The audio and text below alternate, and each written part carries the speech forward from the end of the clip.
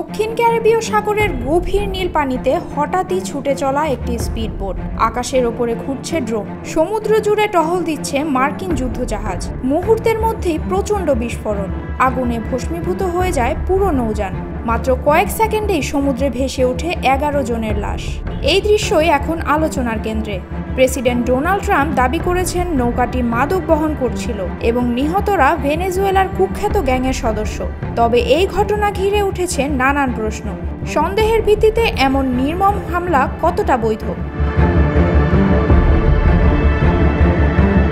White হাউসে সাংবাদিকদের উদ্দেশ্যে ট্রাম্প ঘোষণা দেন, আমরা মাত্র কয়েক মিনিট আগে একটি নৌযান গুলি করে ধ্বংস করেছি।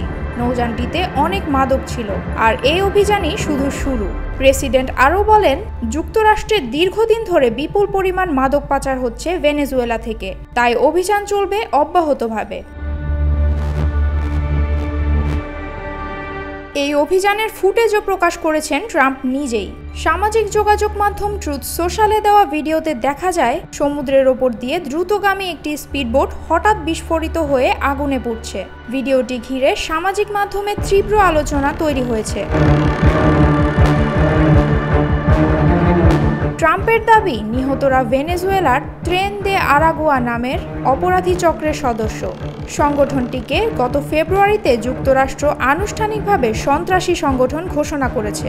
ট্রাম্প আরও অভিযোগ করেছেন, ভেনেজুয়েলার প্রেসিডেন্ট নিকোলাস মাদুরো নিজেই এই গ্যাং নিয়ন্ত্রণ করেন। তবে ভেনেজুয়েলার সরকার এই অভিযোগ সরাসরি প্রত্যাখ্যান করেছে। অন্যদিকে ভেনেজুয়েলার যোগাযোগ মন্ত্রী ফ্রেদ্দি ন্যানজো পাল্টা দাবি করেছেন, ট্রাম্পের শেয়ার করা ভিডিওটি কৃত্রিম বুদ্ধিমত্তার সাহায্যে তৈরি হতে পারে। যদিও রয়টার্স প্রাথমিক বিশ্লেষণে কোনো কারসাজির প্রমাণ পায়নি। তারা জানিয়েছে, ভিডিওটির আরও গভীর যাচাই চলছে। সবচেয়ে গুরুত্বপূর্ণ বিষয় হলো, পেন্টাগন এখনও পর্যন্ত কোনো বিস্তারিত তথ্য প্রকাশ করেনি। নৌকায় কী ধরনের মাদক ছিল, কত পরিমাণ ছিল, বা অভিযান কিভাবে পরিচালিত হয়েছে, এসব প্রশ্ন এখনও অজানা। এ কারণে সমালোচকরা বলছেন, পুরো ঘটনাটি নিয়ে অস্বচ্ছতা রয়ে গেছে। মানবাধিকার সংগঠনগুলো এই অভিযানের তীব্র সমালোচনা করেছে। তাদের ভাষ্য, মাদক বহনের সন্দেহ মাত্রই কাউকে গুলি করে হত্যা করার কোনো আইন নেই।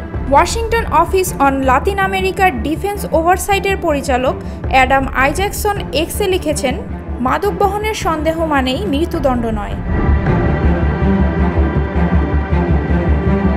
এ অভিযানের মাধ্যমে আবারও আলোচনা এসেছে যুক্তরাষ্ট্রের সামরিক শক্তি প্রদর্শন। ট্রাম্প প্রশাসন সম্প্রতি দক্ষিণ ক্যারিবীয় অঞ্চলে 7টি যুদ্ধজাহাজ ও একটি পারমাণবিক সাবমেরিন মোতায়েন করেছে। সেখানে আছেন 4500-এরও বেশি নাবিক ও মেরিন সেনা। বিশ্লেষকরা বলছেন, এ ধরনের প্রস্তুতি কেবল মাদক চক্র মোকাবিলার জন্য নয়, বরং লাতিন আমেরিকায় যুক্তরাষ্ট্রের রাজনৈতিক প্রভাব বিস্তারের অংশ।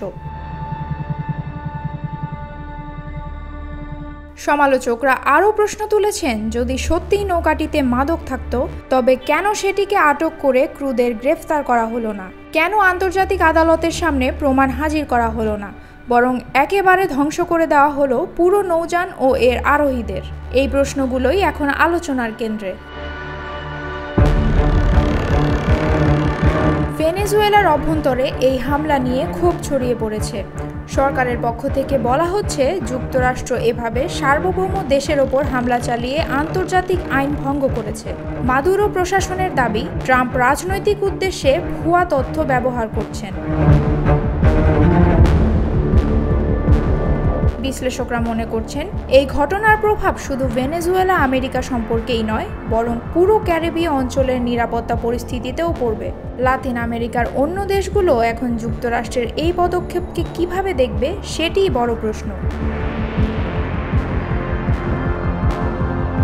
সবশেষে যা স্পষ্ট, এটি শুধু মাদক বিরোধী অভিযান নয়, বরং ট্রাম্প প্রশাসনের ক্ষমতা প্রদর্শনের একটি বার্তা। তবে সমালোচকরা মনে করেন, সন্দেহের ভিত্তিতে প্রাণঘাতী হামলা চালানো আন্তর্জাতিক মানবাধিকার আইনকে প্রশ্নবিদ্ধ করছে।